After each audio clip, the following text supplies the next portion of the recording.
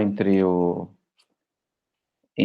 esse texto sobre a simpatia, o humor e a histeria, mas paciência.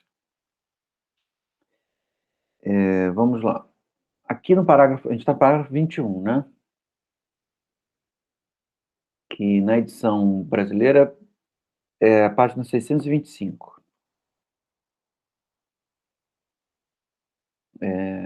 Já vou entrando no texto, e conforme a gente for avançando, e aí se aparecer alguma síntese, tudo que a gente já conversou mais anteriormente, e alguma reorganização, eu paro e faço, tá? Ele diz aqui: as paixões nem sempre seguem nossas correções, mas essas correções são suficientes para regular nossas noções abstratas, sendo as únicas levadas em conta quando nos pronunciamos em geral a respeito dos graus de vício e virtude.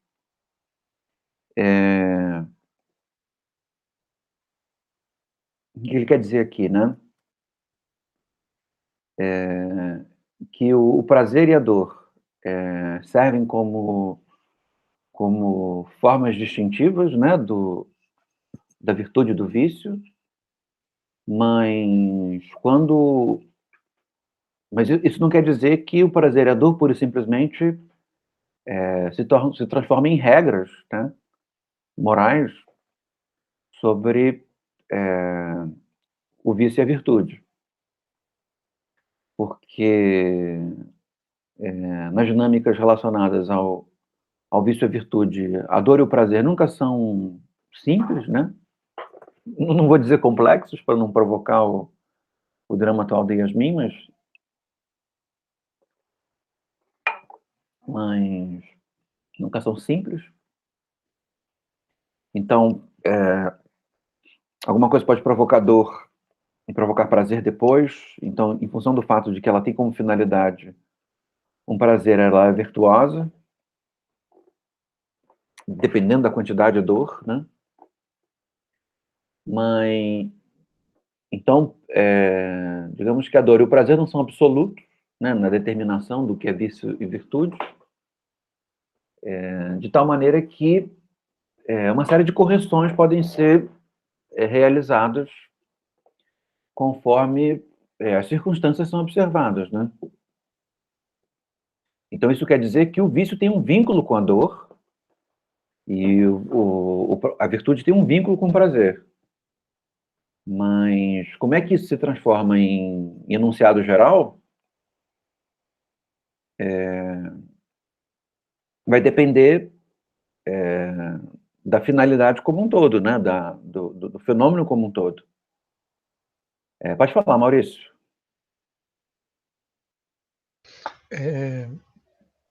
Não sei se vai ser uma interrupção, mas assim,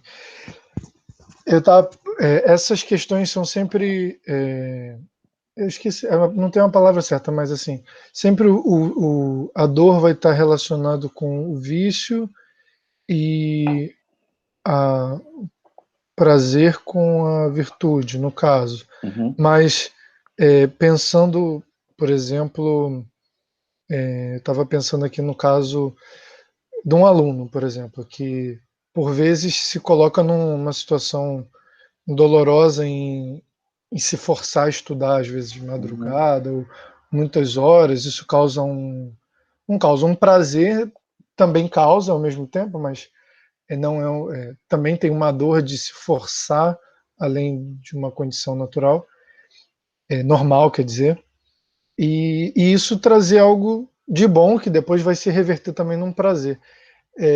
Eu queria, a pergunta é mais nesse sentido, se ele também considera essas trocas de que pode haver a dor relacionada com a virtude e o contrário também. No fim das contas, a vida social, ela é toda feita dessas trocas, né? Para ele. De tal maneira que seria irrazoável que determinados comportamentos que podem ser imediatamente prazerosos para alguém, mas que geram um desprazer para um monte de pessoas, que isso fosse considerado virtuoso, né?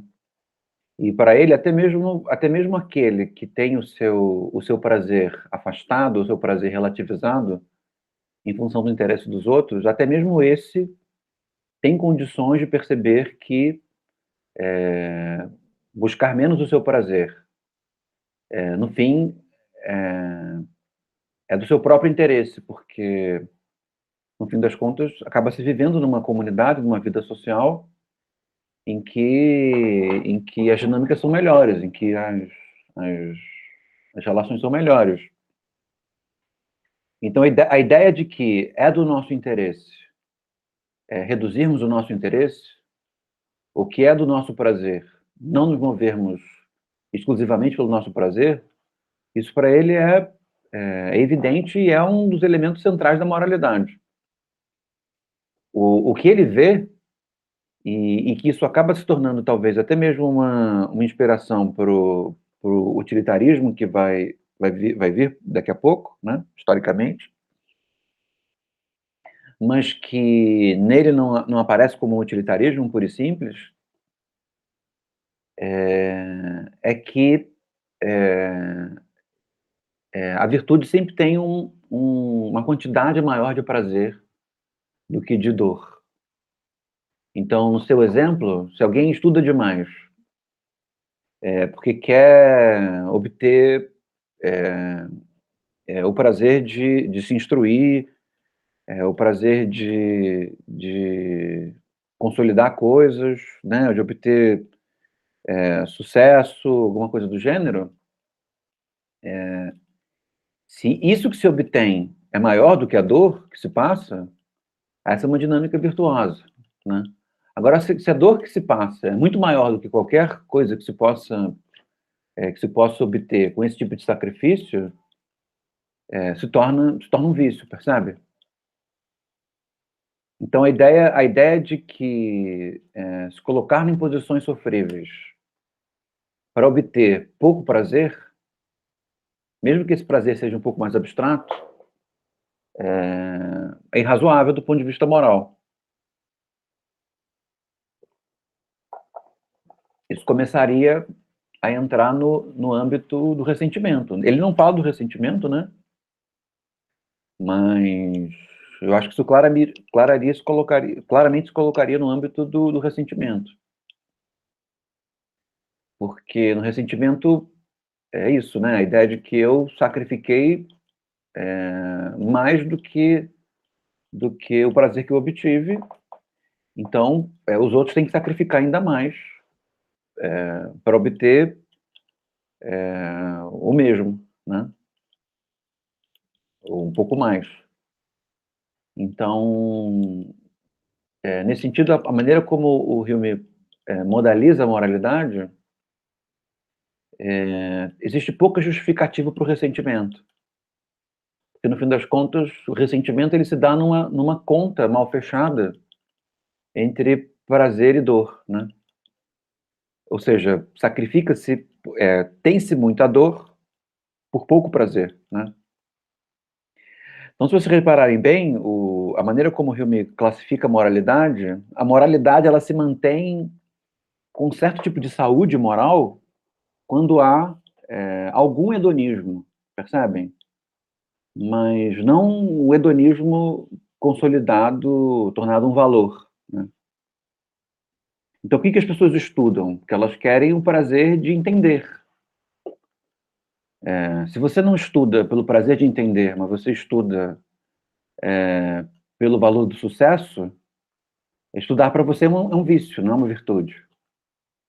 Percebem? Porque você só sofre e não tem nada que você queira a partir daquele sofrimento. Não tem nada que justifique aquele sofrimento para você. Antropologia. Eu fico pensando assim nos concursos. A gente tem uma coisa no Brasil, né, da cultura dos concursos públicos, né?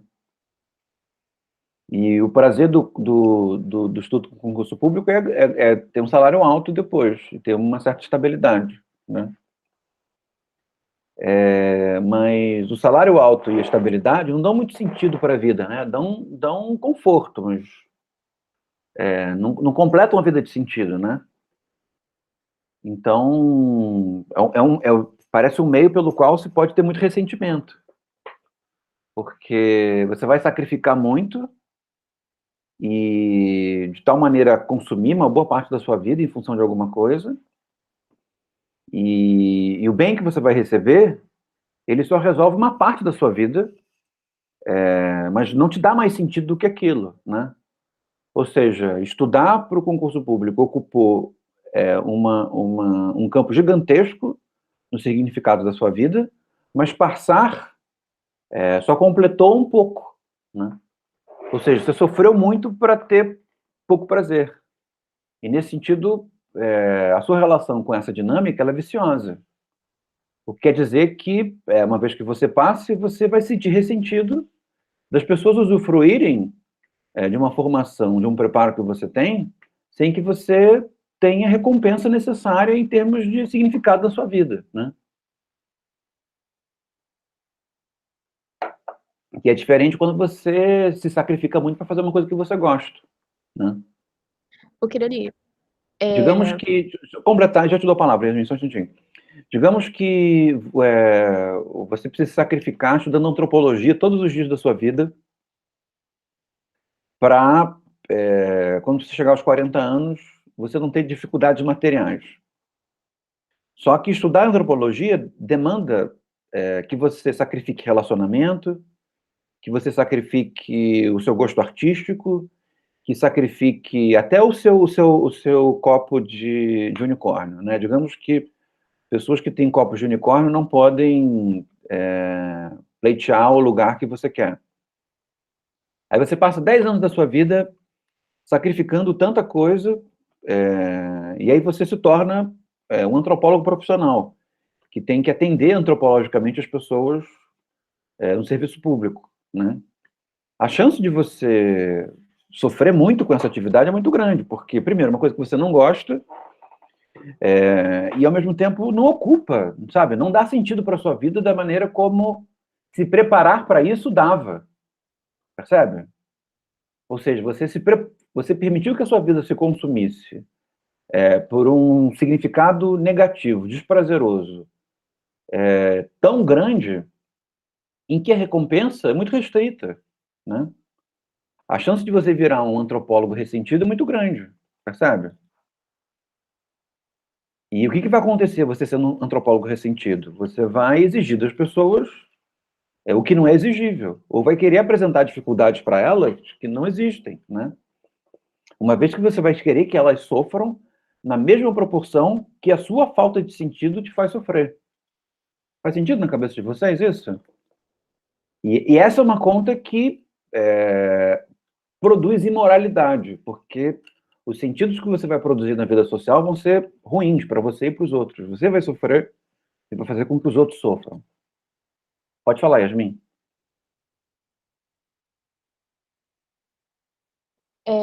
Isso que você está falando de falta de sentido faz muito sentido, no sentido de que se pode ter tudo e se ressentir por isso.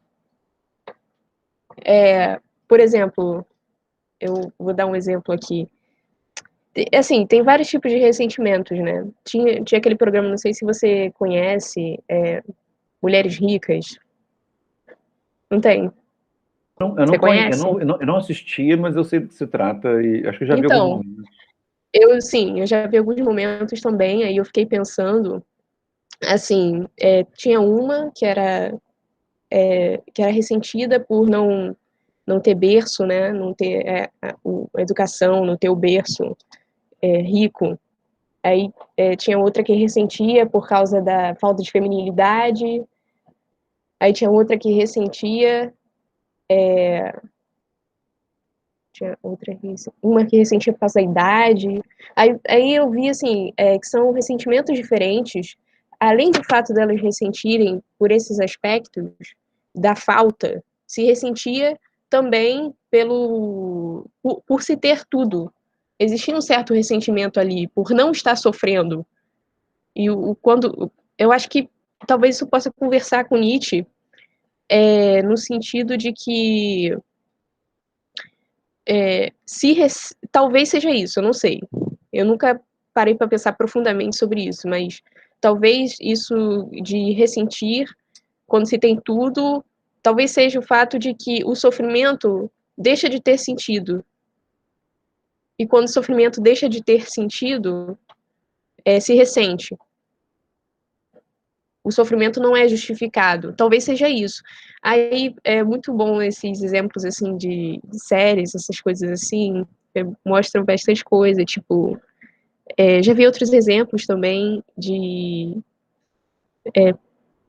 esse exemplo que eu falei foi o exemplo das pessoas que ressentem por ter tudo. Tem um exemplo também das pessoas que ressentem por nunca ter tido nada, tipo da Grande Família, o Agostinho Carrara. Ele ressente por nunca ter tido nada. Aí tem as pessoas que ressentem por ter tido tudo e ter perdido, que é o exemplo do Caco Antibes. São 3 exemplos ótimos, assim, que eu acho. É isso que eu queria falar. Não, mas Eu não sei se destoou um pouco do que você estava falando. Não destoou, não. O que eu ia dizer, na direção do que você está falando, que eu acho uma interpretação boa essa, né? De que o sofrimento passa a não ter uma explicação, né? Um justificativo, um sentido, né? E se não te falta nada, e você não tem que se esforçar por nada, isso não quer dizer que você não vai sofrer a dor do adoecimento, a dor do envelhecimento, a dor do desamparo, percebe? Porque sofrer é intrínseco à condição humana, né? Então, eu falei e quando não se tem... E o ponto é de que esses sofrimentos todos, que nós inexoravelmente passamos por eles têm um sentido porque nós usamos esse sofrimento para obter alguma coisa, né? Então, o Maurício, por exemplo, que estudou 15 anos da vida dele em antropologia, ele sofreu muito para obter algo. Digamos que ele já tivesse esse algo, né? Ele perderia esses 10 anos do mesmo jeito, né? Só que ele não trocaria esses 10 anos de sacrifício em função de algo que ele obteve, né? Então, a ideia de você sofrer, mas não poder utilizar esse sofrimento para nada, uma vez que o sofrimento ele é inexorável à nossa condição, isso também produz nessa chave um ressentimento muito forte, né? Eu até falei um pouco disso, assim, não exatamente disso, mas passou um pouco por isso. Falei um pouco disso na minha dissertação. Tipo assim, na cultura de sofrimento, todo mundo sofre.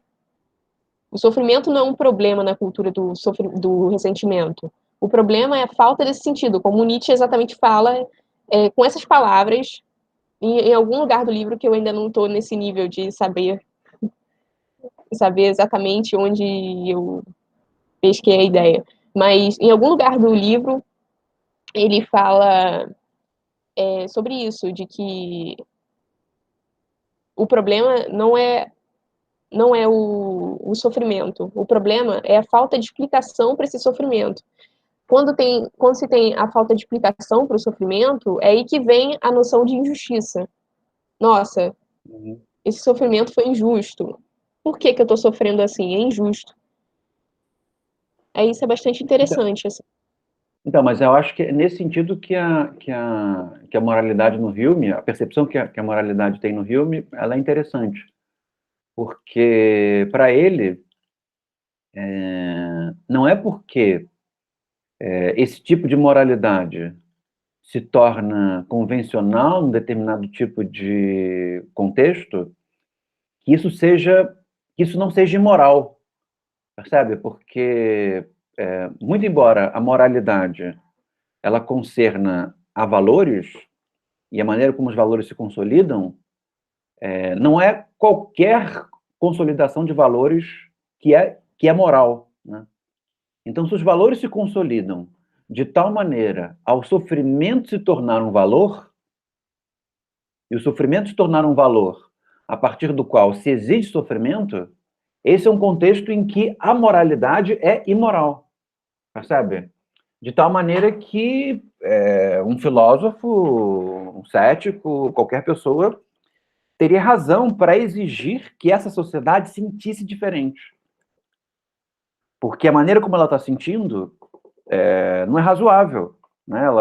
Ela é irrazoável. Isso eu acho muito interessante, porque ao mesmo tempo em que ele tem um perspectivismo, que é mostrar que a moralidade depende de um contexto, né? A moralidade depende da historicidade e do modo como os valores se consolidaram. Ele também faz exigências que são muito interessantes, que não são relativistas, né? Não são perspectivistas, elas permitem uma espécie de interpelação hedonista, né? Uma certa interpelação vitalista, uma certa interpelação pela felicidade em contextos diferentes, né? De modo que, num contexto em que a exigibilidade de sofrimento é irrazoável, cabe ao filósofo, cabe ao cético, demandar que se dê menos valor ao sofrimento, percebe? E que se recoloque o prazer como alguma coisa mais importante do que o sofrer. De uma forma que não boicote o prazer, né? Porque dependendo de como isso se dá, digamos que uma sociedade de abastança completa, né? O exemplo que ele dá na investigação sobre os princípios da moral. Uma sociedade de abastança completa, ela boicota o prazer, né? Porque as pessoas vão ter tudo, um pouco no exemplo que a Yasmin deu das mulheres ricas, as pessoas vão ter tudo, e elas vão se ressentir por permanecerem morrendo, por permanecerem adoecendo, por permanecerem se sentindo desamparadas, a despeito das suas necessidades materiais estarem satisfeitas, né? Vamos seguir um pouquinho mais no texto. Parágrafo 23. Ele diz assim: os sentimentos têm de tocar o coração para controlar nossas paixões, mas não precisam ir além da imaginação para influenciar o nosso gosto. Quando uma edificação... Não, é um pouco mais em cima. Minha simpatia por outra pessoa pode me dar um sentimento de dor e desaprovação quando se apresenta um objeto que tem uma tendência a lhe causar um desprazer, mesmo que talvez eu não esteja disposto a sacrificar em nada meu próprio interesse ou a contrariar nenhuma de minhas paixões para satisfazê-la. Uma casa pode me descontentar por não ter sido bem projetada para dar conforto ao proprietário, entretanto posso me recusar a dar um centavo sequer para sua reforma. Os sentimentos têm de tocar o coração para controlar nossas paixões, mas não precisam ir além da imaginação para influenciar o nosso gosto. Isso é interessante, porque para que nós sejamos capazes de diminuir o nosso interesse, a ponto de perceber que minorar o nosso interesse pode ir na direção do nosso interesse, nós precisamos ser tocados, né? Tocados sentimentalmente. Então, podemos ser egoístas do ponto de vista social e político, mas para esse egoísmo ser relativizado, ser minorado, nós precisamos ser tocados pelo elemento prejudicial que esse egoísmo pode ter na sociedade, né? E, nesse sentido, esse toque é um toque sentimental. Mas, ao mesmo tempo, imaginativamente, mesmo sem sermos tocados por esse egoísmo, a ponto de sentimentalmente alterarmos o nosso interesse, nós somos capazes de entender esse egoísmo, percebem? E até mesmo desaprová-lo do ponto de vista imaginativo, né? Então, não é porque nós aqui, filosoficamente, somos capazes de entender que determinadas condutas são imorais, que nós sejamos capazes de sentir essa imoralidade, porque só sentiríamos essa imoralidade se fôssemos tocados por ela, né? Então, temos razão para entender, mas não temos razão para sentir. Para termos razão para sentir, temos que ser tocados por uma determinada circunstância. Kirani, Diga, Yasmin, pode falar. você disse que existe sim um aspecto da moralidade que é imoral. Não, eu não estou querendo dizer que eu não estou querendo dizer que existe um aspecto assim de maneira geral. Eu estou querendo dizer que a maneira como a moralidade se consolida em determinados âmbitos é imoral. Percebe? Porque a própria moralidade, ela pode ser interpelada por elementos intrínsecos à moralidade. E um deles é que a virtude, ela prioriza o prazer. E o vício prioriza a dor. Então, se eu tenho um contexto onde a dor é predominante ao prazer, essa moralidade se constituiu de forma imoral. Percebem? Então, pensando num contexto em que as pessoas valorizam a tortura, e elas consideram a tortura uma coisa boa, como o nosso contexto, né? De maneira geral, as pessoas consideram a tortura uma coisa boa. Mas a tortura, ela não entrega nada de bom, né?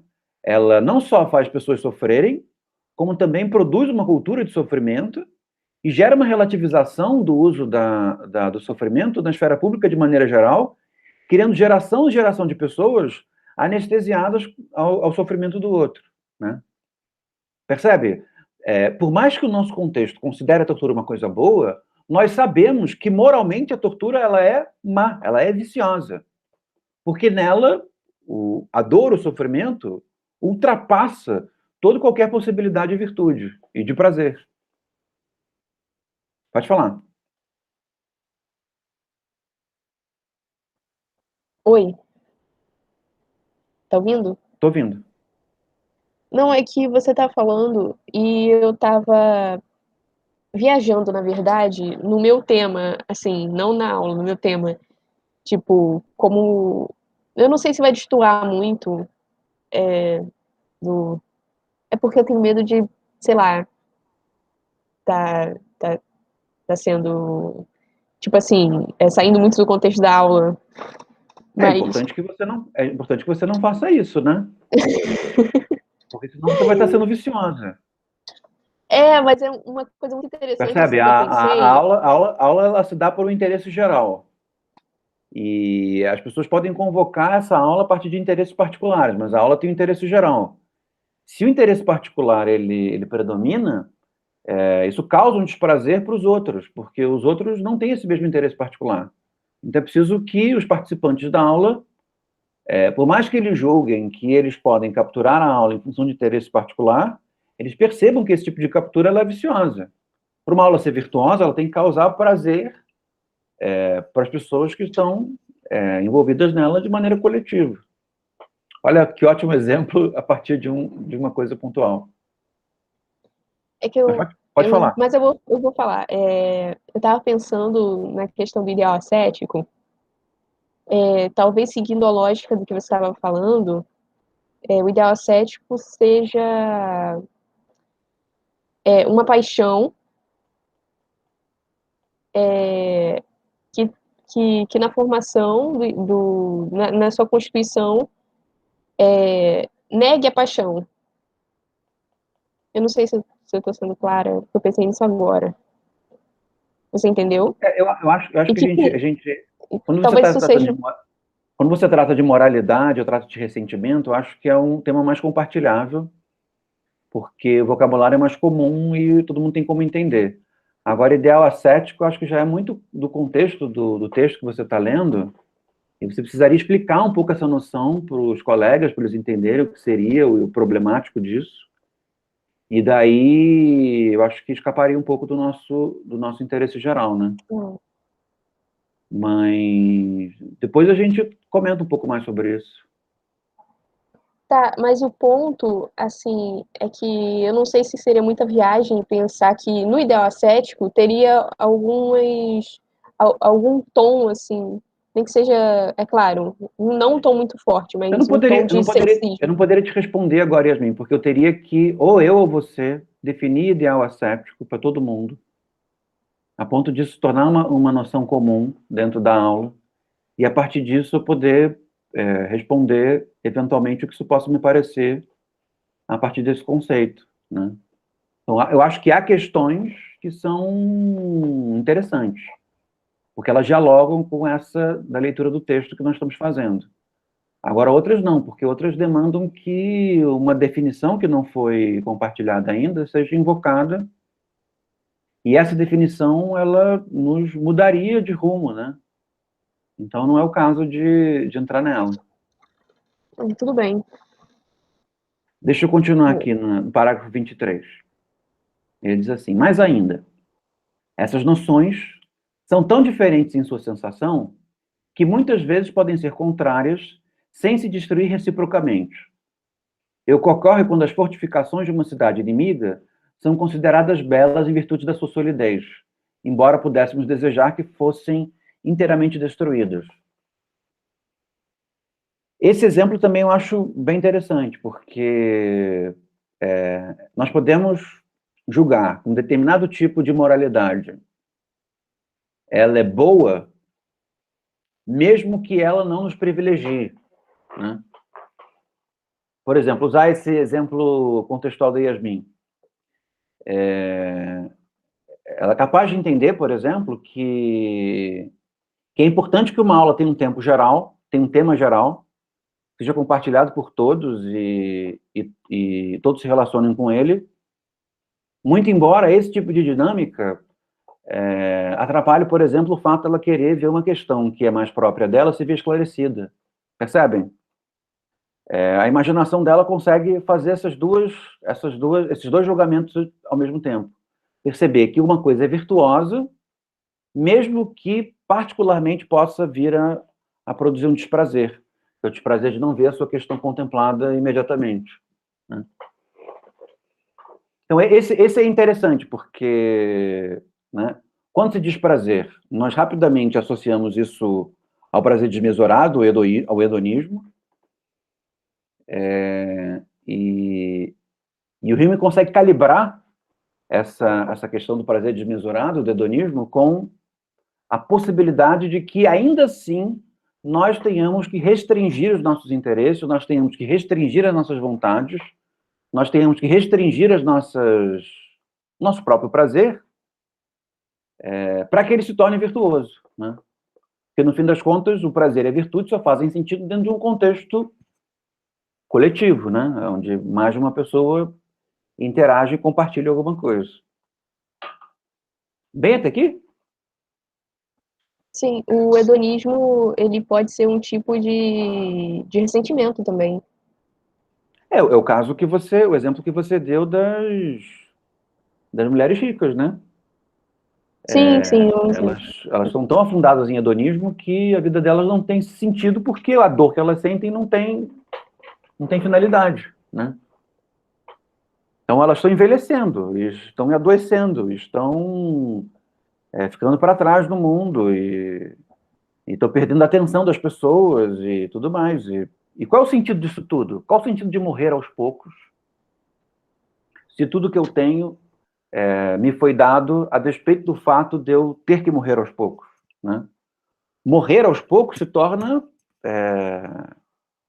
sem compreensão, né? Se torna alguma coisa sem lugar. Que é um dos grandes temas do capitalismo contemporâneo, e tematizado em uma série de filmes bem trágicos, né?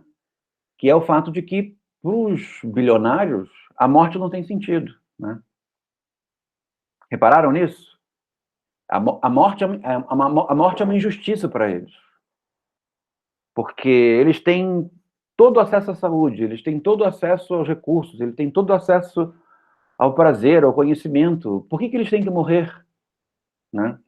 Pensar no Bill Gates. O Bill Gates lida com a morte como uma injustiça. O que ele foi capaz de vencer todo e qualquer tipo de dificuldade que a limitação dos recursos traz consigo? Por que ele tem que morrer? Percebe? A morte dele, coletivamente, é uma virtude, claramente. No fim das contas, o quanto antes, melhor, né? Porque a fortuna dele seria transformada em herança, essa herança iria para várias pessoas, né? Ia ser algum tipo de riqueza que se distribuiria, pelo menos de alguma forma, né? Mas ele, individualmente, ele sente a morte como como uma injustiça, né? E é por isso que a perspectiva da moralidade não é uma perspectiva individual, é uma perspectiva coletiva. Deixa eu ver, o Maurício escreveu alguma coisa. Mas, César, Pode falar, Maurício. sobre essa questão da perspectiva coletiva, Uhum. assim, foi o que eu tinha colocado na questão da proporcionalidade, né? Então, se ele é se a moralidade ou imoralidade está condicionada ao coletivo, aí também a gente voltaria a questões que já que é de coletivo, na verdade não está mais relacionado com a natureza, mas sim a construção social, por exemplo, eu poderia dizer. Ou uma outra questão que eu poderia levantar se está condicionado ao coletivo, então ela é relativa em sentido absoluto, porque se no caso que a gente usou aqui, de que de repente uma intervenção pudesse mudar o andamento da aula, né? E com isso causar certa dor aos alunos que querem prestar atenção nisso aqui. Mas se fosse o contrário, se a intervenção causasse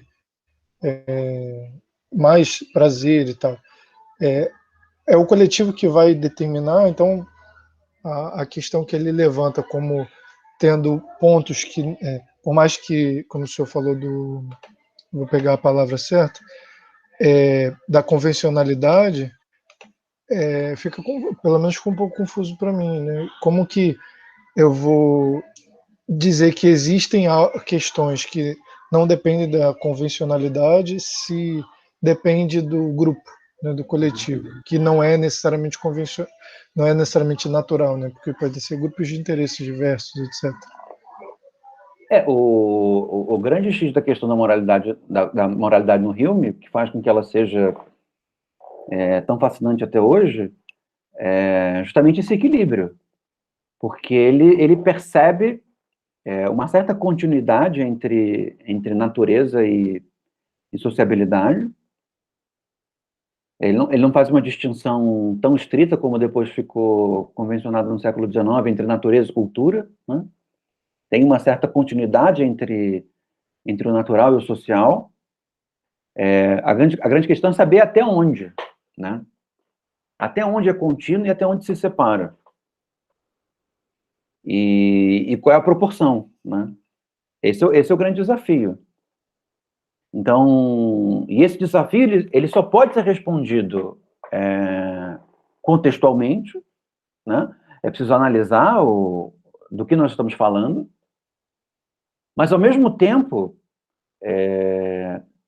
nem tudo que concerne ao contexto é contextual.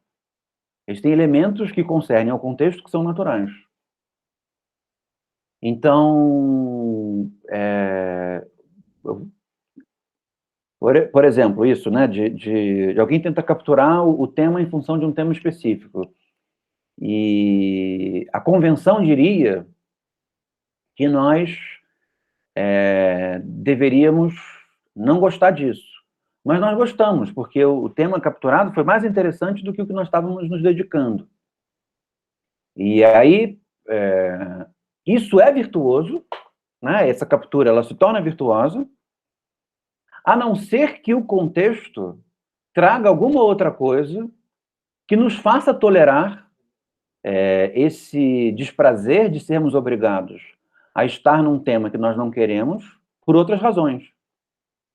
Percebe? Então, existe um critério natural que vai sendo utilizado no contexto, que não é absoluto, esse critério natural não é absoluto, mas ele, digamos assim, decide determinados conflitos, decide determinados impasses, né? Então, esse é o ponto. Sociedades podem considerar a dor boa? Podem.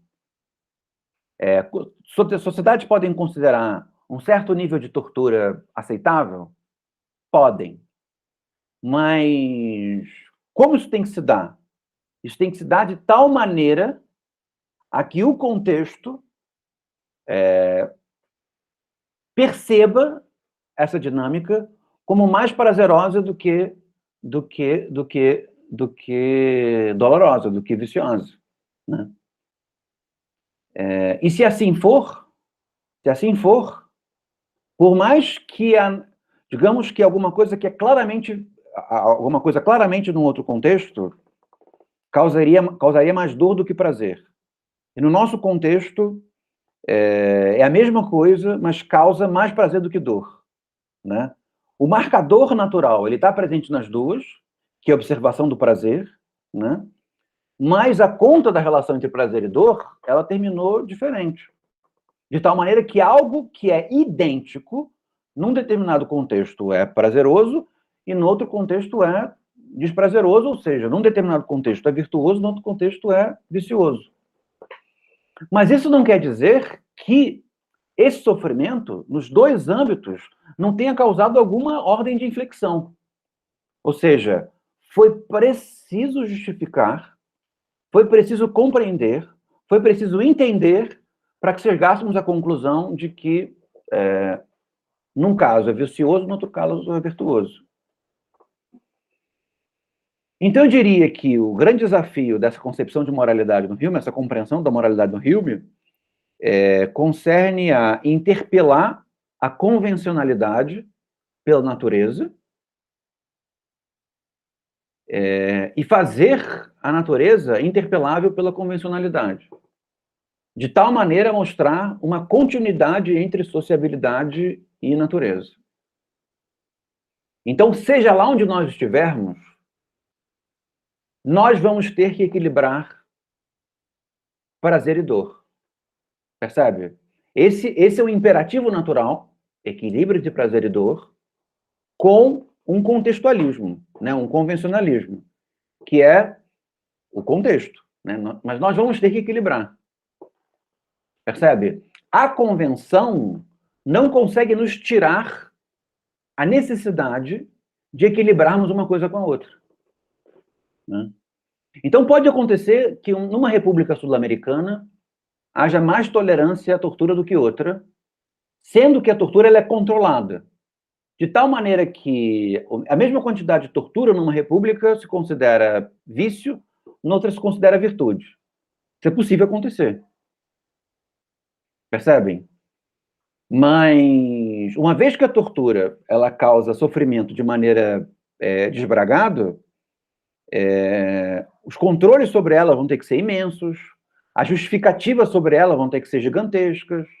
Percebe? A dificuldade social para mudar essa fiscalização natural vai demandar muito mais esforços do que num contexto em que a cultura, em que a tortura é imediatamente considerada um vício, né? Então, por exemplo, fico imaginando os americanos durante o governo Bush, em que num contexto específico de preocupação com o terrorismo, a tortura seria autorizada. Isso causou um escândalo no mundo inteiro, né? Mesmo aqui, todos nós consideramos que isso era vicioso. Eles estavam considerando como virtuoso e nós estávamos considerando como vicioso. Por quê? Porque nós sabemos que, terrorista ou não terrorista, as pessoas sofrem de maneira muito parecida, né? Existe uma semelhança muito grande na maneira como nós sentimos. Então, qual era a nossa questão?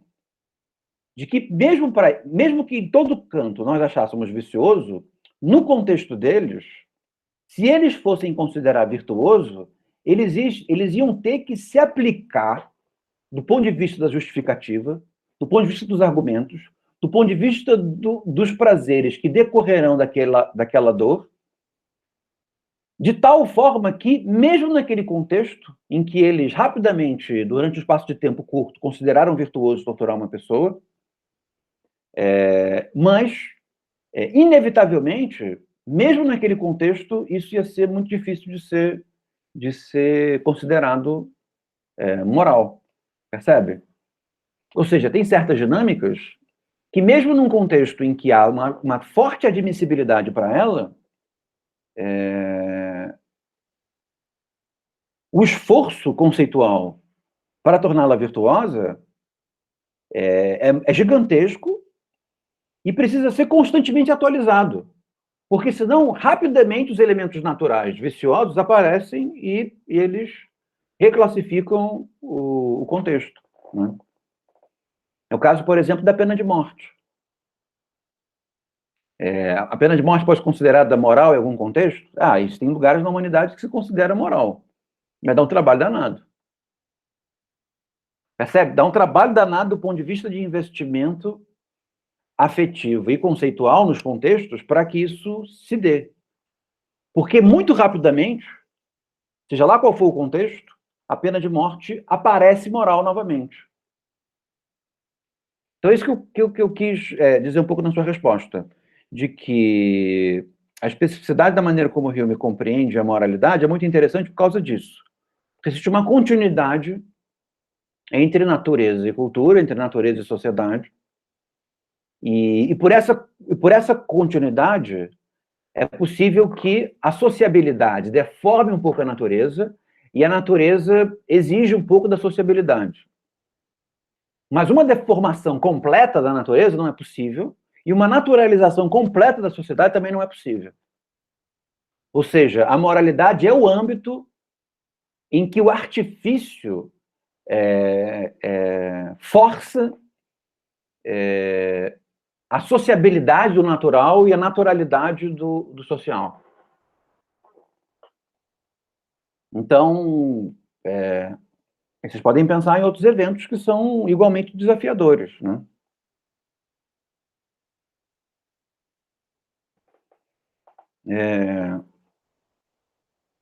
Os exemplos que o Iago gosta, por exemplo, do Pierre Clastre, nos ritos de passagem do Zinhambiquara, que todos os meninos passam por uma tortura gigantesca, uma dor danada. Mas, naquele contexto, eles se consideram afortunados por passarem por aquilo. Se humilhariam se não passasse. Percebe? Isso quer dizer que é fácil estabelecer a dor como um rito de passagem, a dor tão extremada como um rito de passagem permanecer ser moral, não é fácil. É preciso que haja uma significação imensa em torno daquilo. Ou seja, todos se tornam iguais, deixa de ser menino para ser homem, em sendo homem se torna venerável por aquilo outro, e passa a ter tais e tais e quais prerrogativas naquela sociedade, percebe? Não é uma conta simples de fechar, para usar esse vocabulário não muito poético, né? Ou seja, é preciso muita significação, muito trabalho imaginativo, para que aquela quantidade de dor possa ser concebida como virtuosa naquele contexto. Enquanto que quantidade de dores muito menores, em outros contextos, já são consideradas viciosas, né? Percebem? Mas, para não ir para contextos muito diferentes e não maltratar a imaginação sociológica, antropológica do Maurício, eu diria que isso é verdadeiro para nós também. Então, quando nós exigimos mais dor, nós demandamos mais imaginação. Percebe? Para que, quando nós exigimos mais dor, e essa dor permanece moral, nós exigimos mais imaginação para entender por que essa dor pode vir a nos causar prazer numa dinâmica um pouco mais longa.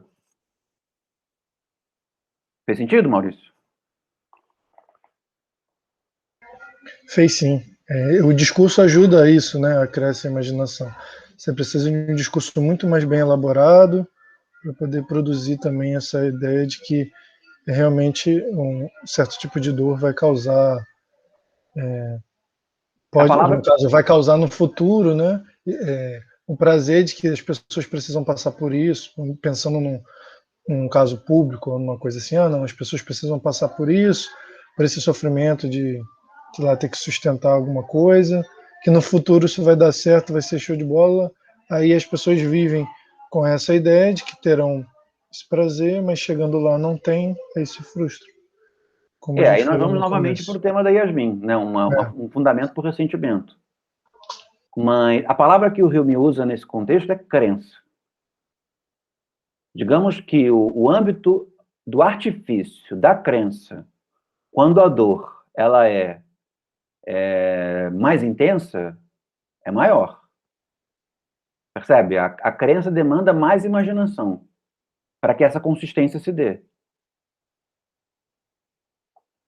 Esse é o ponto, né?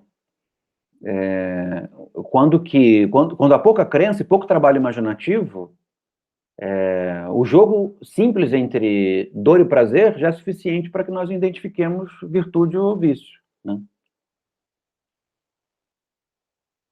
E isso nos permite, né, esse substrato natural nos permite a interpelação da sociedade e, ao mesmo tempo, a sociedade permite uma interpelação do natural. De tal maneira que nós temos dinâmicas e dinâmicas em que é até difícil perceber o prazer na coisa, né? Ela é quase toda sofrível.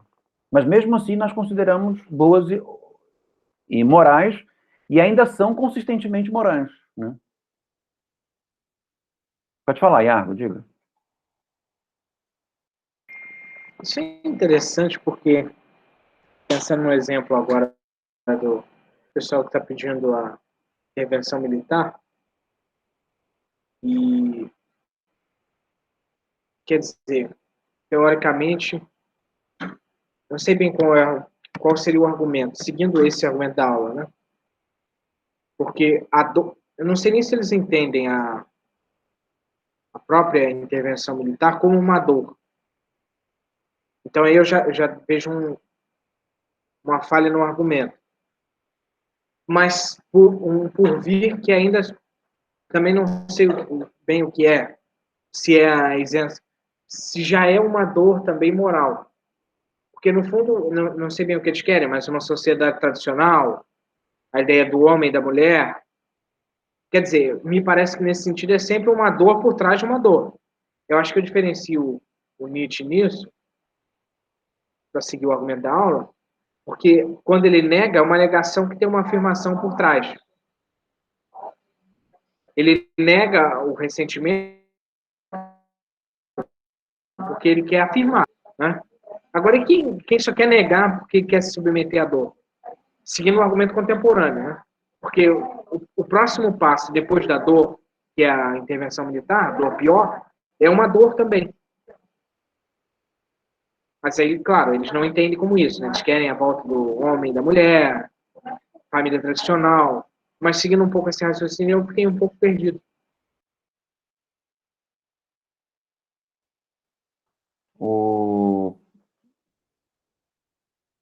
Eu acho que isso nos leva a um outro âmbito, né? Que é o âmbito relacionado à superstição e ao fanatismo, né?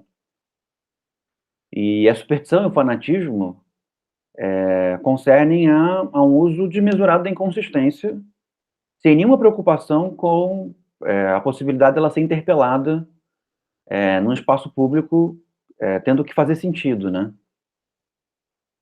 E então é muito difícil que argumentos de natureza reacionária façam sentido que não só no contexto do ressentimento, né? Porque, no fim das contas, eu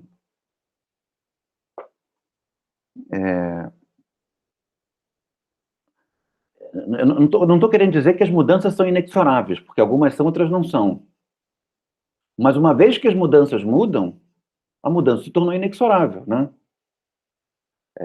O restauracionismo, uma revolução reversa, ela só faz sentido se nós priorizamos uma certa arbitrariedade racional, né? Ou seja, alguma coisa que não tem consistência na experiência, não tem consistência histórica, não tem nenhum tipo de clareza argumentativa, mas deseja se afirmar em função da própria salvaguarda da inconsistência, né? É o absurdo pelo absurdo. E a natureza do absurdo como sendo o fundamento distintivo do absurdo, né?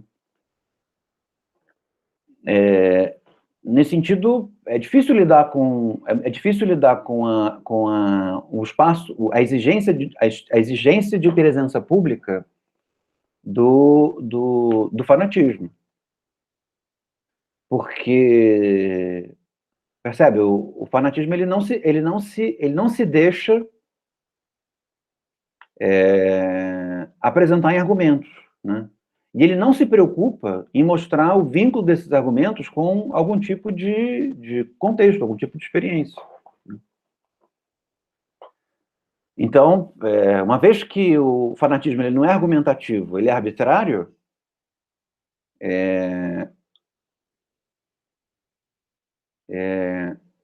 acabam restando duas possibilidades. Uma é uma esfera pública de tal maneira sadia, né? Sadia no sentido da pluralidade das opiniões e do uso consistente das opiniões, em que a posição fanática ela é imediatamente tornada inconsistente, né? E o espaço dela cresce muito pouco em função da sua inconsistência interna,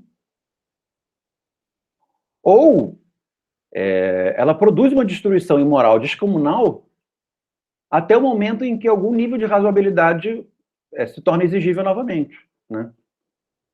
Esse é o problema do espaço público quando ele se torna irrazoável, né? Ele pode ser tomado por uma força irrazoável e vai gerar sofrimento irrazoável, injustificável, inconsistente durante um espaço de tempo significativo, até o momento em que as pessoas voltam a exigir algum grau de explicação, consistência e fundamento para os sofrimentos aos quais elas estão sendo submetidas.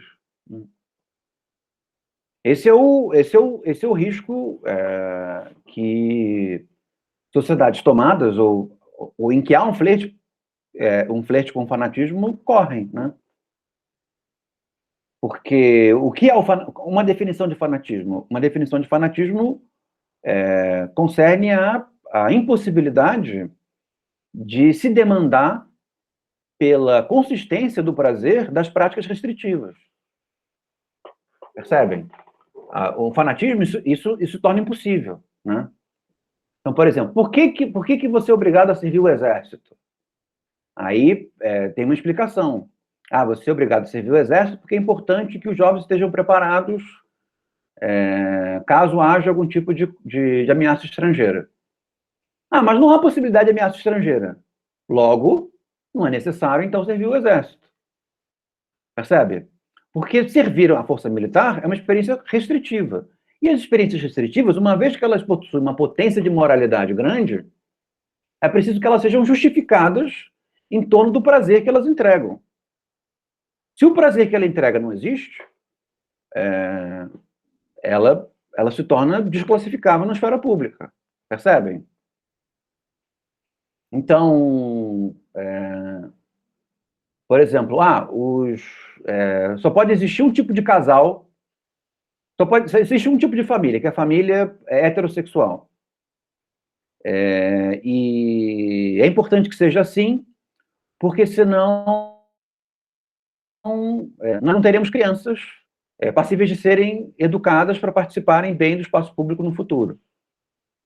Mas se nós mostramos que não há risco de nós não termos crianças suficientes para ocupação do espaço público, esse argumento novamente cai por desuso, cai por inconsistência, né? No fim das contas, nós temos crianças suficientes e suficientemente bem educadas a ponto de precisarmos privilegiar um certo tipo de casal. Ao mesmo tempo, outros tipos de casal são capazes de educar crianças tão bem quanto, né? a partir daquilo que se exige do espaço público, né? Então, por exemplo, se se exige do espaço público que ele seja exclusivamente preenchido por pessoas de uma determinada orientação sexual, é preciso ter uma explicação para isso. E qual seria a explicação para isso? Para que o espaço público fosse ocupado apenas por um certo tipo de casal específico. Uma vez que falta justificativa para isso, explicações para isso, a prática restritiva ela perde razão de ser, né? Então, o fanatismo tem isso. O fanatismo ele impõe uma prática restritiva pura e simplesmente por impor a prática restritiva. Isso não faz sentido, né? Percebe? É impor a imoralidade independentemente do efeito de imoralidade. Então, não sei se eu respondo a sua pergunta, Iago, mas eu iria um pouco nessa direção. Eu acho que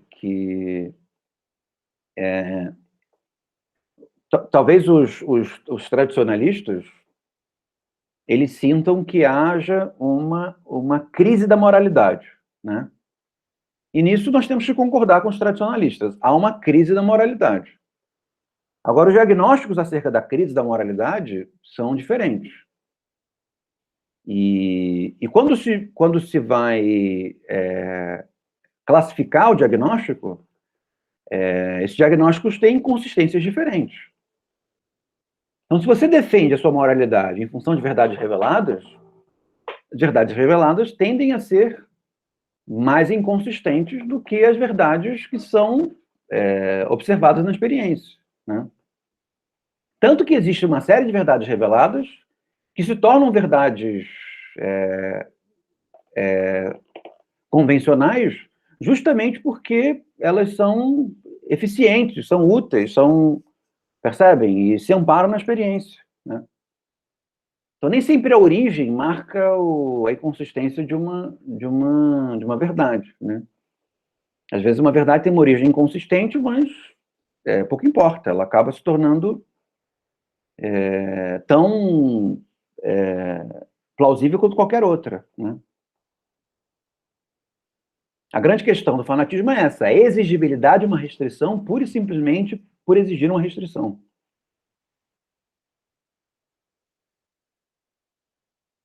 Então, seguindo, no parágrafo 25, ele diz assim: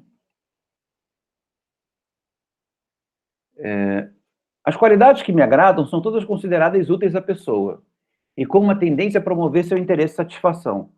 São vistas apenas como meios para um fim, e me agradam segundo sua adequação para esse fim. O fim, portanto, tem de ser agradável para mim. Mas o que torna o fim agradável? A pessoa me é estranha, não estou de modo algum interessado nela, nem tenho nenhuma obrigação para com ela.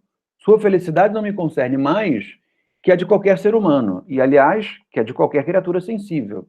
Ou seja, só me afeta por simpatia. Em virtude desse princípio, sempre que descubro alguma coisa que possa causar sua felicidade e lhe causar um bem, ou que seja efeito desses, entro tão profundamente nessa felicidade que experimento uma sensível emoção. A presença de qualidades que têm uma tendência a promovê-la exerce um efeito agradável em minha imaginação e inspira meu amor e apreço. Percebem? A moralidade, ela se organiza em função da utilidade, né? E a utilidade tem a ver com o prazer, e esse julgamento, né, acerca da utilidade do prazer, ele possui um vínculo com as outras pessoas, né, deriva dessas outras pessoas. Então, alguma coisa que é útil para mim acaba precisando ser útil também para os outros, né? Porque senão se torna inútil para mim. Mas ainda assim, mesmo que as outras pessoas sejam muito distantes, existe um mecanismo que, de certa maneira, presentifica o interesse do outro, ainda que distante, né? Muito embora imprevisível, que é a simpatia, né? Então, mesmo que haja um distanciamento com relação às circunstâncias morais muito grande, nós somos capazes de nos comportar moralmente com relação ao outro pura e simplesmente por esse tipo de tato que a simpatia nos obriga a ter, né? Porque olhando ao outro, sabemos que o outro sente dor, olhando ao outro, sabendo que ele se imagina na posição de outras pessoas, e assim conseguimos, mesmo que nós não saibamos muito pouco acerca do outro, sabemos quais são, pelo menos, os contornos da moralidade para o outro, né? A ponto de podermos, por simpatia, não sabemos exatamente o que é moral e imoral para o outro, mas nos aproximarmos disso, né? Parágrafo 26. Ele diz assim: nossa fantasia. Deixa eu ver.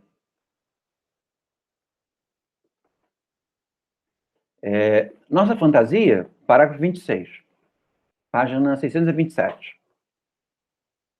Nossa fantasia facilmente muda a sua situação. E, quer considerando a nós mesmos tal como aparecemos aos outros, quer vendo os outros tal como eles sentem a si mesmos, ela nos faz participar de sentimentos que não nos pertencem de forma alguma e só podem nos interessar em virtude da simpatia. Percebe? Além da simpatia nos colocar a pessoa completamente distante, próxima, a simpatia também ela expande o nosso mundo porque ela meio que nos obriga a nos imaginar em situações diferentes, né? A simpatia tem um lado, né, que é nós nos imaginarmos com relação à dor do outro, e isso traz consigo um mecanismo de dúvida, né, duvidar daquilo que o outro está sentindo. Mas, para isso acontecer, a simpatia nos leva a esse esforço imaginativo, em que nós nos colocamos na posição do outro a ponto de imaginar coisas que nos são completamente estranhas, né? E a julgarmos a moralidade ou a imoralidade de práticas completamente estranhas apenas em função de nos colocarmos nessa situação. Então, o exemplo que eu dei, né, do pré-adolescente que precisa ser torturado durante uma semana, sendo cortado e sendo exposto às saúvas, para que ele possa vir a se tornar um homem adulto, um guerreiro, de uma semana para outra, depois de ter passado por todo esse sofrimento. Nós somos capazes de compreender isso, somos capazes de compreender, somos capazes de julgar, mas isso demanda, e é a simpatia quem nos permite fazer isso, um esforço imaginativo gigantesco, né? De nos colocarmos no lugar do outro e imaginarmos esse tipo de vida que é completamente estranha a nós. O que faz com que nos seja mais fácil lidarmos imoralmente com as diferenças do que moralmente, né? Ou seja, diante daquilo que nos é estranho, nos é muito fácil ignorar a diferença e simplesmente julgarmos como imoral, né? Mas há uma imoralidade nisso.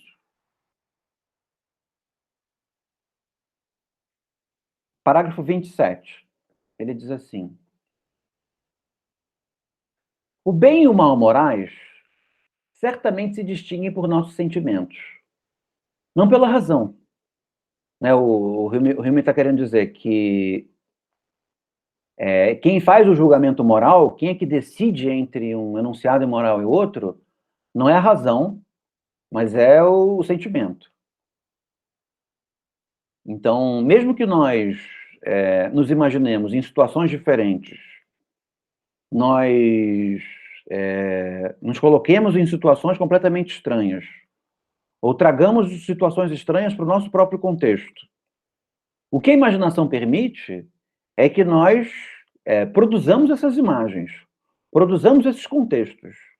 Mas quem vai nos dizer se nós conseguimos considerar esses contextos morais ou imorais? Não é a nossa razão, não é só a nossa razão que julga essa consistência, são as nossas paixões. Ou seja, nós sentimos esses contextos como morais, nós sentimos esses contextos como imorais. O máximo que a razão é capaz de fazer é comparar os dois perceber o detalhe dos dois, perceber a especificidade dos dois. Mas a razão não é capaz de nos fazer nos inclinar numa direção em detrimento da outra.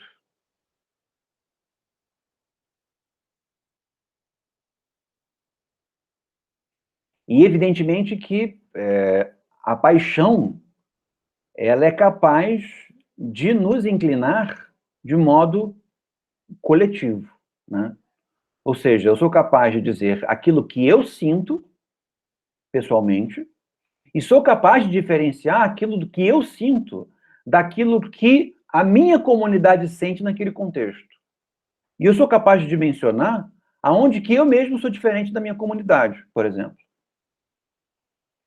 É o caso da admissibilidade da tortura, por exemplo. Eu sei que a minha comunidade é uma comunidade imoral no que diz respeito à admissibilidade da tortura, né? E porque eu sei que mesmo na minha comunidade a tortura causa mais mal do que bem. Por mais que a minha comunidade possa valorizar de maneira um tanto fanática a tortura, eu sei que a tortura entre nós causa muito mais mal do que bem, né? As situações em que a tortura causa um bem são quase que inexistentes e ela causa um mal em situações mais variadas, né? Na perseguição de comunidades mais vulneráveis, na perseguição de pessoas de determinada cor, de pessoas mais pobres, e que isso gera um ressentimento e uma destruição social gigantesca. Então, mesmo que o meu contexto entenda a tortura como alguma coisa moral, eu sei que, mesmo no meu contexto, coletivamente, a tortura é imoral. Mas, ao mesmo tempo, eu sou capaz de mencionar que eu sinto, com grau de especialidade e depuração, que eu sinto com grau de especialização, que eu sinto de maneira mais correta do que o meio, a comunidade em que eu pertenço. Percebem? As pessoas que participam da minha comunidade, elas possuem um sentimento pouco depurado. Ou seja, eu sou capaz de afirmar com relação ao meu contexto que as pessoas sentem errado. Elas consideram a tortura alguma coisa útil quando elas deveriam considerar a tortura uma coisa inútil, justamente pelos elementos que a experiência é capaz de mostrar acerca desse fenômeno. Percebem? Não é porque é o sentimento que decide que não haja sentimentos mais corretos do que outros, em função da depuração e da consistência. Faz sentido para vocês? Então ele diz no parágrafo 27, o bem e o mal morais certamente se distinguem por nossos sentimentos, não pela razão. Mas esses sentimentos podem surgir, seja do simples aspecto e aparência de um caráter ou paixão. Eu já li isso, né? Vou terminar, já que eu comecei, vou terminar. Né, o que abunda não prejudica. Seja do simples aspecto e aparência de um caráter ou paixão, seja da reflexão sobre sua tendência a trazer o bem da humanidade dos indivíduos. Aí pula um pedacinho, no mesmo parágrafo. Ele diz assim, a espirituosidade, né, o humor, ou um certo comportamento casual e desprendido, são qualidades imediatamente agradáveis aos outros, inspirando seu amor e apreço.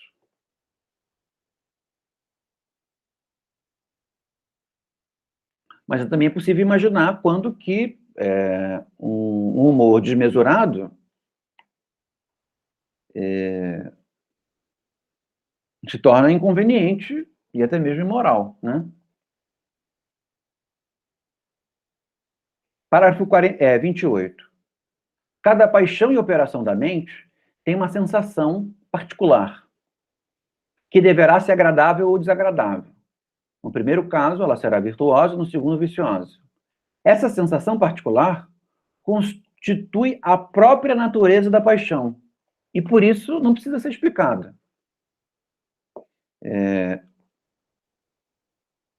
Não precisa ser explicada, mas se for explicada, melhor ainda, né? Mas ele diz que não é explicada porque ela é muito evidente.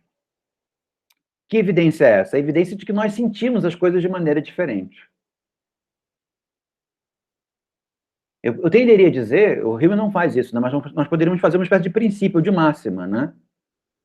De que o sentimento, ele é quão mais depurado, quão menos restritiva é a prática.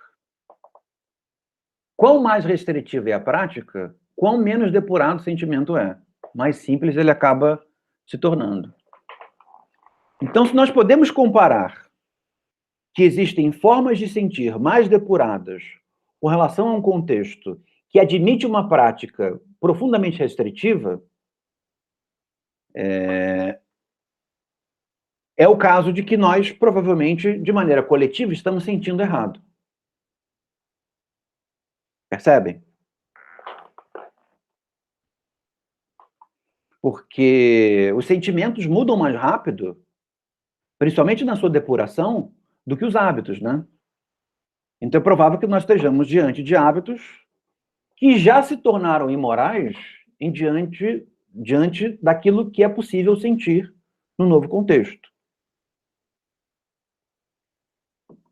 Então, pensando assim, exemplos de imigração, né?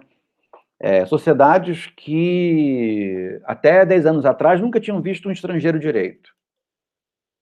Nessas sociedades,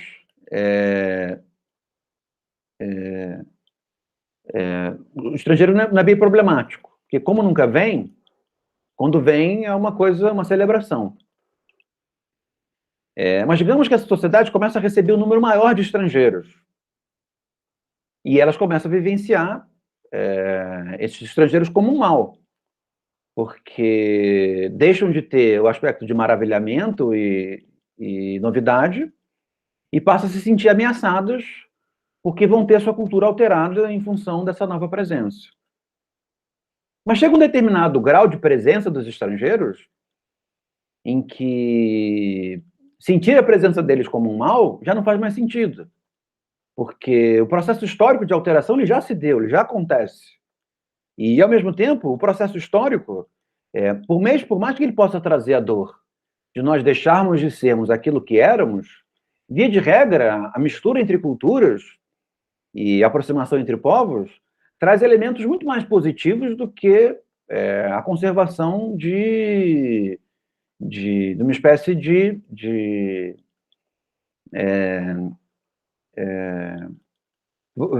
provincianismo no que diz respeito à cultura, né?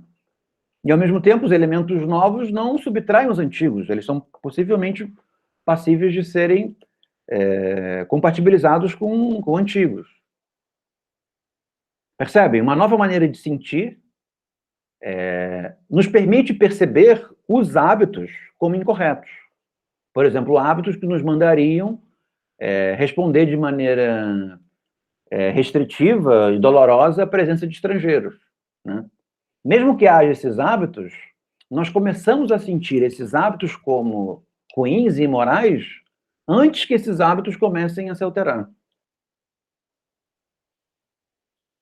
Ao mesmo tempo, isso não quer dizer que tenha sido sempre imoral rejeitar a presença do estranho, né?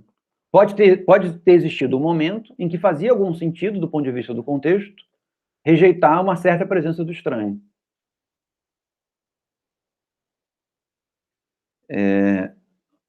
Parágrafo 30. Ele diz assim: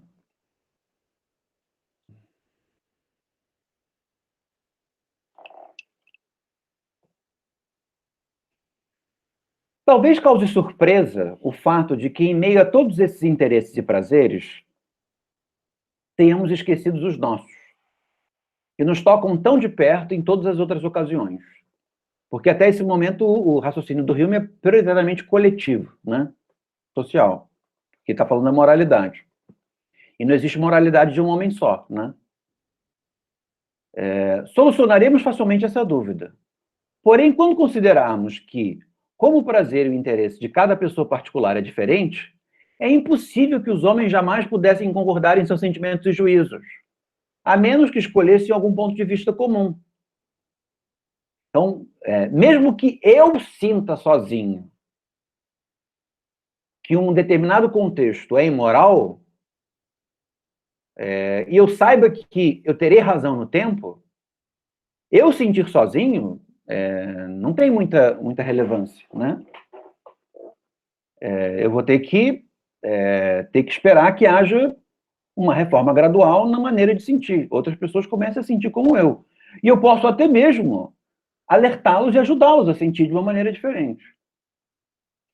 A partir do qual pudesse examinar seu objeto e que pudesse fazer esse objeto parecer o mesmo para todos eles. Ora, quando julgamos um caráter, o único interesse ou prazer que parece o mesmo para todo espectador é o da própria pessoa cujo caráter está sendo examinado, ou daqueles que têm alguma conexão com ela. Né? O que as pessoas lidam como evidente é aquilo que é evidente para elas. Né? Então, nesse sentido, aquilo que elas julgam evidente só para elas acaba não servindo muito para que nós possamos entender a moralidade. Precisa ser aquilo que elas admitem no mundo, além do mundo dela, né? Do mundo fechado dela, no mundo coletivo. E embora esses interesses e prazeres nos afetem de maneira mais fraca que os nossos, são mais constantes e universais. E por isso contrabalançam esses últimos até mesmo na prática, além de serem os únicos admitidos na especulação como critérios de virtude de moralidade. Apenas eles produzem essa sensação ou sentimento particular de que dependem as distinções morais. Percebem? A distinção moral não é alguma coisa que é para mim. A distinção moral é alguma coisa que existe para mim num contexto. Percebem? Então você pode até mesmo querer usar o chapéu na igreja. Mas você não vai sentir que usar o chapéu na igreja está certo. Porque não são os seus sentimentos que importam, mas são os seus sentimentos levando em consideração sentimentos públicos. E nesse caso você percebe uma especial distinção que faz com que haja um descompasso entre aquilo que você considera correto e aquilo que as pessoas consideram correto coletivamente.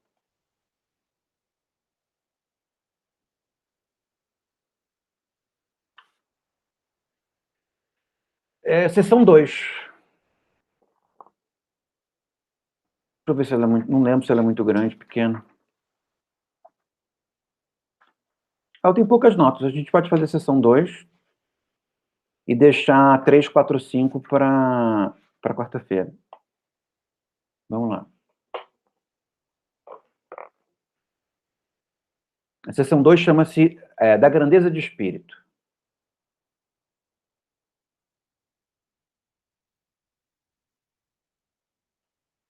Posso começar? Questões, gente, sobre o que a gente acabou de ler?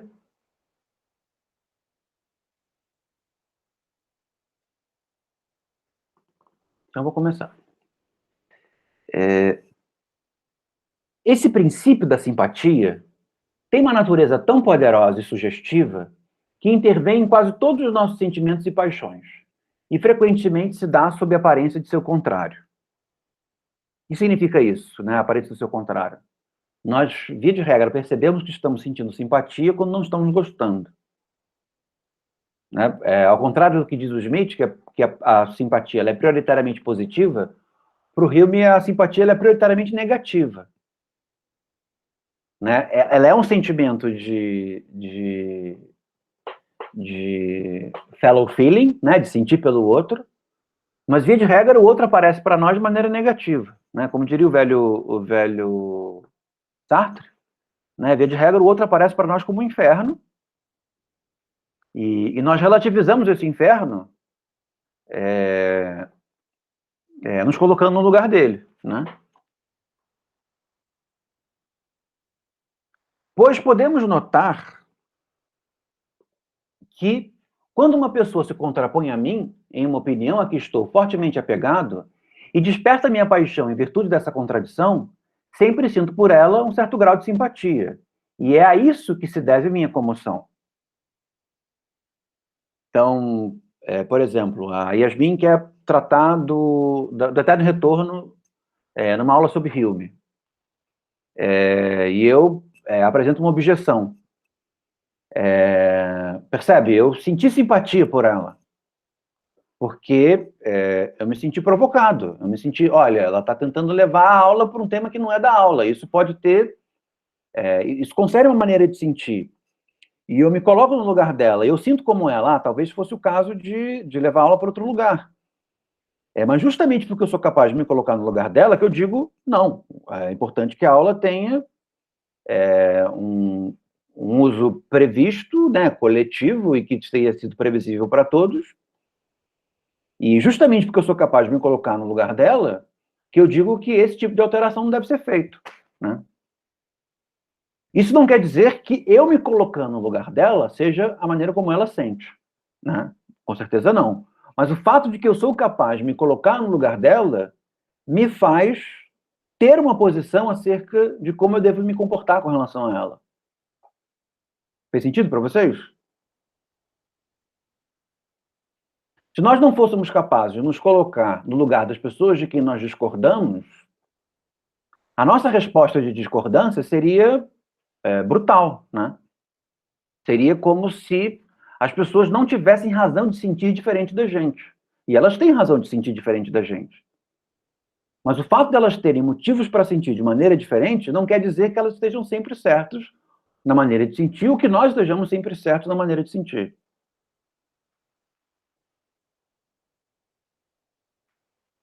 E também não quer dizer que não haja uma maneira mais correta ou mais consistente de sentir, né?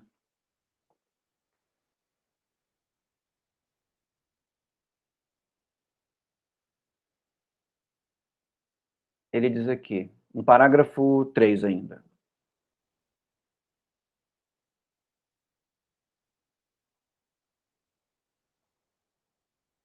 De um lado está aquela paixão ou sentimento que me é natural.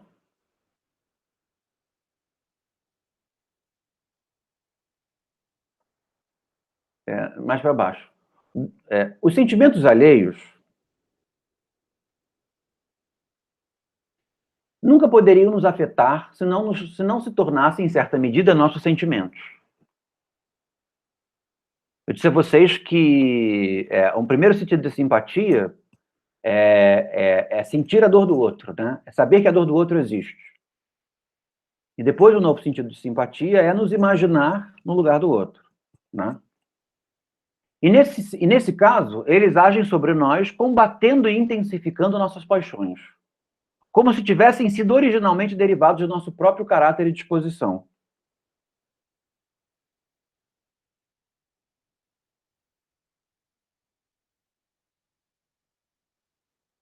E enquanto permanecem ocultos na mente alheia, não podem ter nenhuma influência sobre nós. E mesmo quando conhecidos, se não fossem além da imaginação, da concepção, essa faculdade está tão acostumada a toda espécie de objetos que uma mera ideia, ainda que contrária a nossos sentimentos e inclinações, nunca seria capaz de nos afetar. Né? Não é porque o outro sente que nós nos imaginamos no lugar dele. É porque o outro sente que nós sabemos que ele tem dor.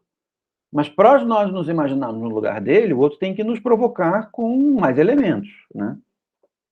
Ele tem que falar, tem que mexer os braços, tem que mexer a expressão facial, escrever livros, sair na rua de verde e amarelo, e coisa dessa natureza, né? É preciso ter um certo grau de expressão para que nós nos coloquemos ou não queiramos nos colocar no lugar do outro.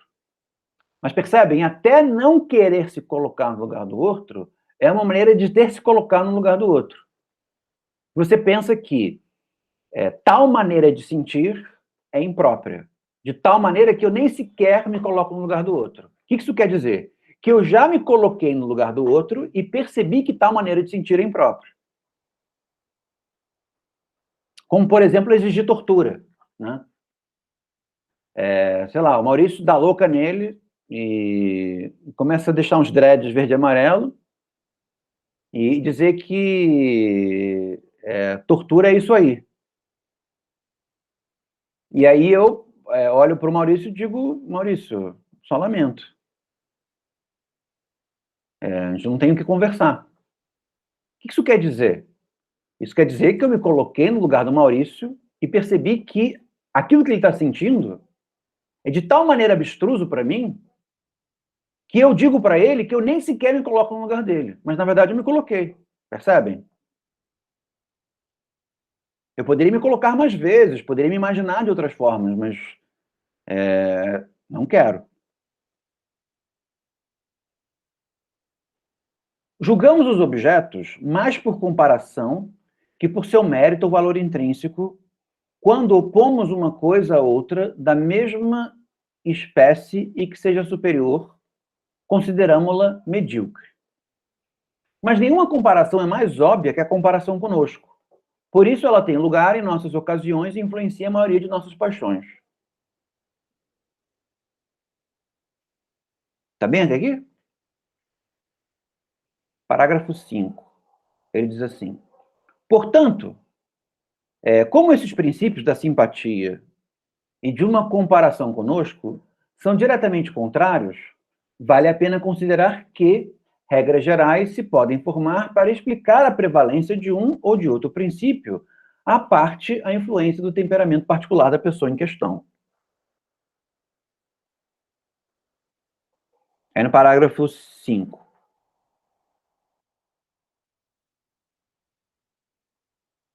Não, é no parágrafo 5 ainda, mas no finalzinho. É evidente, portanto, que há um meio termo nesse caso. Se a ideia for fraca demais, não terá nenhuma influência quando comparada à nossa situação. Né? Se a ideia for muito fraca, ela não nos atinge. Em contrapartida, se for demasiadamente forte, agirá sobre nós inteiramente por simpatia, que é contrária à comparação. O Hume está dizendo que quando a simpatia ela é muito, muito forte, nós não comparamos. A simpatia, sendo a conversão de uma ideia em uma impressão, requer mais força e vividez que é necessária para a comparação. Então, quando comparamos, não sentimos simpatia. Quando sentimos simpatia, evitamos comparar. É isso que o Hume está dizendo.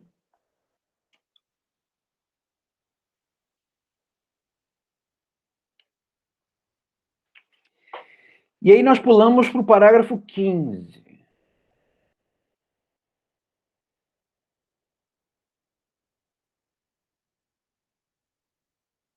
Onde ele diz assim: enquanto tivermos presentes esses males, estaremos mais inclinados a odiar que a admirar a ambição heróica. Mas quando dirigimos nosso olhar para a própria pessoa que causou esses estragos, há algo tão deslumbrante em seu caráter, e sua mera contemplação eleva a tal ponto o espírito, que não podemos recusar nossa admiração. A dor que experimentamos por sua tendência a prejudicar a sociedade é sobrepujada por uma simpatia mais forte e mais imediata.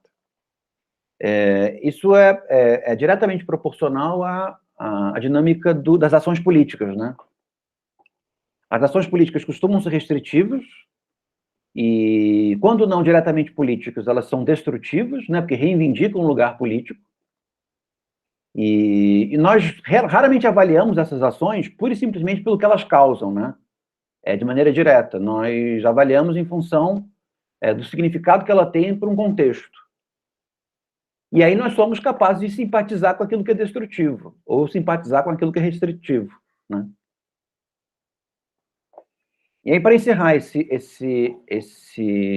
sessão, ele diz assim: simpatizamos com eles em seu desconforto. E como esse desconforto procede, em parte, de uma simpatia com quem os insultou, podemos observar aqui um duplo ricochete da simpatia, um princípio muito similar ao que observamos em outra ocasião. Deixa eu ver, eu esqueci o contexto. Ninguém que considere devidamente essa questão terá escrúpulos em admitir que qualquer demonstração de falta de educação ou qualquer expressão de orgulho e soberba nos desagrada exclusivamente porque colide com o nosso orgulho próprio, levando-nos por simpatia a estabelecer uma comparação que causa a desagradável paixão da humildade. Ora, como censuramos uma insolência desse tipo mesmo em uma pessoa que sempre foi cortês conosco em particular, e até alguém cujo nome conhecemos apenas pela história, segue-se que nossa desaprovação procede de uma simpatia com os outros e da reflexão de que um tal caráter é altamente desagradável e odioso para todos que entram em conversação ou têm algum tipo de relacionamento com a pessoa que o possui. simpatizamos com eles em seu desconforto. E como esse desconforto procede em parte de uma simpatia com quem os insultou, podemos observar aqui um duplo ricochete da simpatia. Né? Nós nos colocamos no lugar dos insultados e do insultador, né?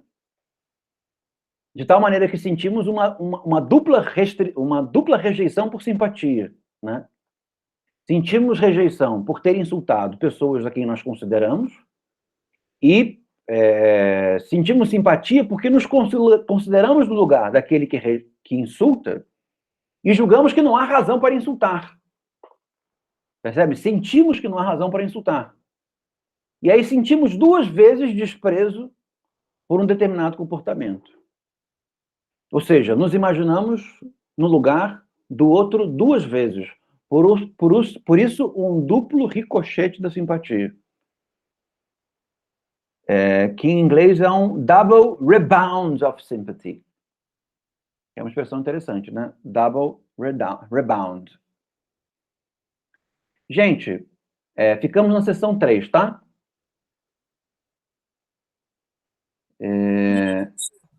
Na quarta-feira nós terminamos o Hilme. Acho que a gente consegue fazer na segunda-feira um arremate geral do curso com o tema do humor e a simpatia. Acho que vai ser bom. Beleza. Então, gente, obrigadíssimo.